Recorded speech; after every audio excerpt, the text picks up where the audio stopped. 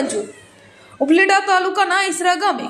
બરણેશ્વર મહાદેવના મંદિર પાસે આવેલા ચેકડેમ ઘણા સમયથી રિપેર કરવાનો હોવાથી ગામ લોકોએ ધારાસભ્યને રજૂઆત કરી હતી,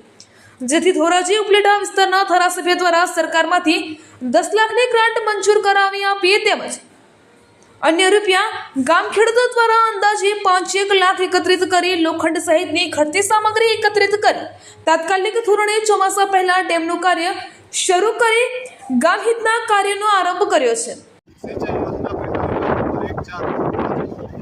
આજરોજ ઈસરા ગામ પાસે આવેલા બરણેશ્વર ચેકડેમનું કામ તાત્કાલિક વરસાદની સિઝન હોવાથી તાત્કાલિક ચાલુ કરેલ છે અને ગામ લોકોના સહકારથી સારી રીતે કામ થઈ રહ્યું છે।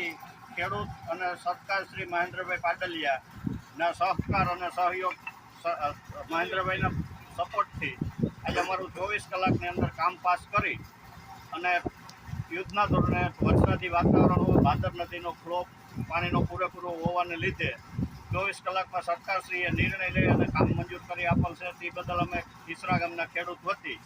ખૂબ ખૂબ આભાર માનીએ છીએ અને ઈસરા ગામના બરણેશ્વર ચેકડેમ નંબર 1નું કામ આ ચાલુ છે અને ખેડૂતશ્રીના